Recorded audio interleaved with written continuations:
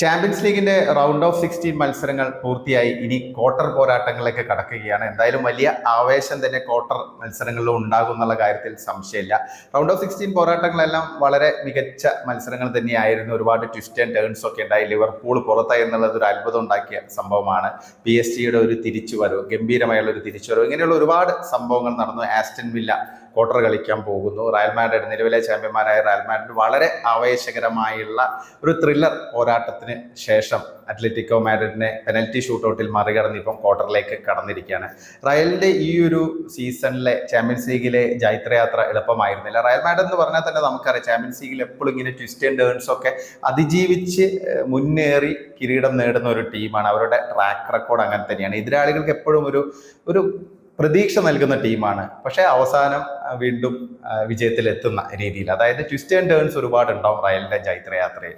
ഒരു സൈക്കോ എന്നൊക്കെ വേണമെങ്കിൽ നമുക്ക് വിശേഷിപ്പിക്കാം, പക്ഷെ അത് ബോധപൂർവം ആയിരിക്കില്ല. പക്ഷെ റയൽ മാഡ്രിഡിന്റെ ആ ഒരു ജൈത്രയാത്ര അങ്ങനെ തന്നെയാണ്. ഇപ്പൊ ഈ ഒരു അത്ലറ്റിക്കോ മാഡ്രിഡുമായുള്ള മത്സരം നോക്കുകയാണെങ്കിൽ തന്നെ ആദ്യ ലെഗിൽ സാന്റിയാഗോ ബെർണാബിൽ 2-1 ലീഡോട് കൂടി എവേ മത്സരത്തിന് വരുന്നു. എവേ മത്സരത്തിൽ തുടക്കത്തിൽ തന്നെ ഗോൾ വഴങ്ങുന്നു, ഈക്വൽ ആവുന്നു സ്കോർ. പിന്നീട് എന്തും സംഭവിക്കാന്നുള്ള അവസ്ഥ.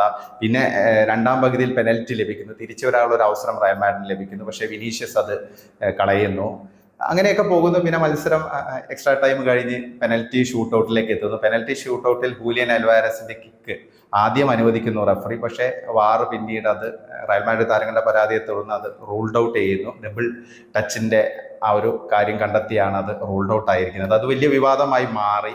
പിന്നെ അതിനുശേഷമാണെങ്കിൽ വാസ്കസ് പെനാൽറ്റി നഷ്ടപ്പെടുത്തുന്നു. വീണ്ടും ആ ഒരു അഡ്വാൻറ്റേജ് റയൽ കളയുന്നു. അപ്പൊ എല്ലാവരും പ്രതീക്ഷിച്ച് അത്ലറ്റിക്കോ മാഡ്രിഡ് തിരിച്ചു വരും എന്നുള്ള രീതിയിൽ. അപ്പോഴാണ് അത്ലറ്റിക്കോ മാഡ്രിഡിന്റെ ലോറന്റെയുടെ ആ ഒരു ഷോട്ട് പുറത്തേക്ക് പോകുന്നത്. അപ്പൊ ഇങ്ങനെ ഉള്ള ഒരുപാട് ട്വിസ്റ്റ് ആൻഡ് ടേൺസ് അത് റയൽ മാഡ്രിഡിന് ചാമ്പ്യൻസ് ലീഗിന്റെ ഭാഗമായിട്ട് വളരെ അത്യന്താപേക്ഷിതമാണ്. അതുപോലെ തന്നെ സംഭവിച്ചു.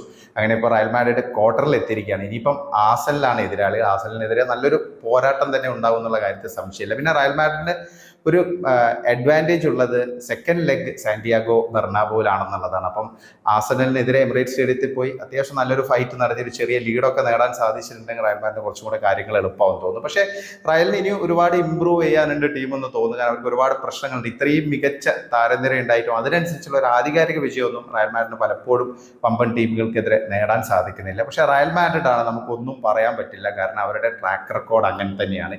ഇത്രയും ചാമ്പ്യൻസ് ലീഗ് കിരീടങ്ങൾ അവർ നേടിയത് നമുക്കറിയാം. അപ്പൊ അതുകൊണ്ട് തന്നെ എങ്ങനെ വരും എന്നുള്ള ഒരു നമുക്കൊന്നും പ്രഡിക്റ്റ് ചെയ്യാൻ പറ്റാത്തൊരു സിറ്റുവേഷനാണ്. പിന്നെ PSG ഒരു ഗംഭീരമായ തിരിച്ചുവരവ്, അതായത് വമ്പൻ താരങ്ങളുടെ തലക്കനമില്ലാതെ നല്ല രീതിയിൽ ഒരു ടീമായിട്ട് കളിച്ചിട്ടാണ് ലൂയിസ് എൻറിക്കയുടെ ശിക്ഷണത്തിൽ PSG ഇതുവരെ എത്തിയിരിക്കുന്നത്. ലിവർപൂളിനെ മറികടന്ന് അവരിപ്പം ക്വാർട്ടറിൽ എത്തിയത് അവരുടെ ഒരു മികച്ച പെർഫോമൻസ് തന്നെയായിരുന്നു.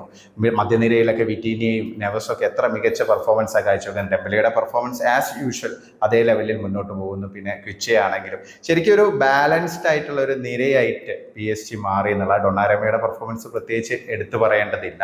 അപ്പൊ PSG എന്തായാലും ഇപ്പം തന്നെ ഒരു ഹോട്ട് ഫേവറേറ്റ്സ് ഒക്കെ ആയിട്ട് ഇങ്ങനെ മാറുന്നുണ്ട്. ടോക്കൊക്കെ ഇപ്പം അങ്ങനെ പോകുന്നുണ്ട്. PSG എതിരാളികൾ ആസ്റ്റൺ വില്ലയാണ്. ആസ്റ്റൺ വില്ലയാണെങ്കിൽ പ്രീമിയർ ലീഗിൽ അല്പം സ്ട്രഗിൾ ചെയ്യുകയാണെങ്കിലും ചാമ്പ്യൻസ് ലീഗിൽ വളരെ കൺസിസ്റ്റന്റ് ആയുള്ള പെർഫോമൻസോടെയാണ് ഇപ്പം ക്വാർട്ടറിൽ എത്തിയിരിക്കുന്നത്. പ്രീ ക്വാർട്ടറിൽ അവർക്ക് ലഭിച്ചത് ക്ലബ് ബ്രൂഹയാണ്. ക്ലബ് ബ്രൂഹയെ 6-1 അഗ്രിഗേറ്റ് സ്കോറിന് മറികടന്നാണ് വില്ല ഇപ്പം ക്വാർട്ടർ കളിക്കാൻ എത്തിയിരിക്കുന്നത്. ഉനൈ എമറിയുടെ ഒരു ട്രാക്ക് റെക്കോർഡ് നമുക്കറിയാം. കാരണം യൂറോപ്യൻ ചാമ്പ്യൻഷിപ്പുകളിൽ അദ്ദേഹം എത്ര സ്ഥിരതയാർന്ന രീതിയിലാണ് ടീമുകളെ മുന്നോട്ട് കൊണ്ടുപോകുന്നുള്ളത് നമുക്കറിയാം. മുൻ PSG മുൻ കോച്ച് കൂടിയാണ് ഉനൈ എമറി. ഇപ്പൊ അസെൻസിയോ കിടിലൻ ഫോമിലാണ് ഇപ്പൊ ആസ്റ്റൺ വില്ലയ്ക്ക് വേണ്ടി കളിച്ചുകൊണ്ടിരിക്കുന്നത്. PSG നിന്ന് ലോണിലെത്തിയ അസെൻസിയോ തൻ്റെ മദർ ക്ലബിനെതിരെ കളിക്കുന്നു എന്നുള്ളൊരു സിഗ്നിഫിക്കൻസ് കൂടിയുണ്ട്. പിന്നെ ഇന്റർ മിലാനും ബയേൺ മ്യൂണിക്കും തമ്മിലുള്ള ക്വാർട്ടർ പോരാട്ടം അതൊരു ആവേശകരമായ മത്സരം തന്നെയായിരിക്കും. ഇന്റർ 4-1 ഫെയ്നൂർദിനെ അഗ്രിഗേറ്റ് സ്കോറിന് മറികടന്നാണ് ഇപ്പം ക്വാർട്ടറിൽ എത്തിയിരിക്കുന്നത്. ബയേൺ മ്യൂണിക് ആണെങ്കിൽ സാബി അലോൺസോയുടെ മാജിക്കൽ ലെവർക്യൂസിനെ 5-0 ഏകപക്ഷീയമായി തകർത്താണ് ക്വാർട്ടറിൽ എത്തിയിരിക്കുന്നത്. ഹാരി കെയ്ൻ ഒക്കെ കിഡിലൻ ഫോമിലാണ് കളിച്ചുകൊണ്ടിരിക്കുന്നത്. അപ്പോൾ അതൊരു നല്ല മത്സരം തന്നെയായിരിക്കും. ഇന്ററിന്റെ ഒരു ഡിഫൻസീവ് ഗെയിമും ബയേണിന്റെ ഒരു അറ്റാക്കിംഗ് ഗെയിമും തമ്മിലുള്ള ഒരു ഫേസ് ഓഫ് ആയിരിക്കും എന്നാണ് പ്രതീക്ഷിക്കുന്നത്. പിന്നെയുള്ള മത്സരങ്ങൾ എന്ന് പറഞ്ഞാൽ ബാഴ്സലോണയും ഡോട്ട്മുണ്ടും തമ്മിലുള്ള മത്സരമാണ്. ബാഴ്സലോണ ഇതേപോലെ തന്നെ ഒരു ഫേവറേറ്റുകളായിട്ട് വന്നുകൊണ്ടിരിക്കുകയാണ്. ലമീന യമാലും പിന്നെ റഫീനിയൊക്കെ മാരക ഫോമിലാണ് കളിച്ചുകൊണ്ടിരിക്കുന്നത്. വളരെ ആധികാരികമായി തന്നെ ബാഴ്സലോണയ്ക്ക് ഇപ്പം നിലവിൽ ക്വാർട്ടറിലേക്ക് എത്താൻ സാധിച്ചിട്ടുണ്ട്.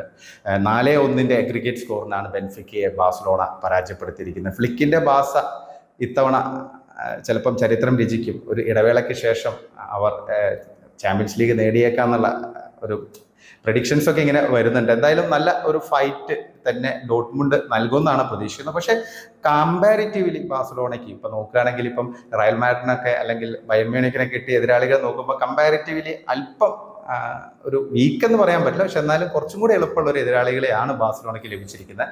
ഡോട്ട്മുണ്ടാണ്. ഡോട്ട്മുണ്ടിനെ എഴുതി തള്ളുകയല്ല. പക്ഷെ ബാഴ്സലോണയുടെ ഒരു ഡ്രീം ഒരു ഫോമൊക്കെ വെച്ച്, താരങ്ങളുടെ ഒരു അപാര ഫോമൊക്കെ വെച്ച് നോക്കുമ്പോൾ കറക്റ്റ് ഒരു അഡ്വാൻറ്റേജ് ബാഴ്സലോണയ്ക്ക് ഉണ്ടെന്ന് തോന്നുന്നു.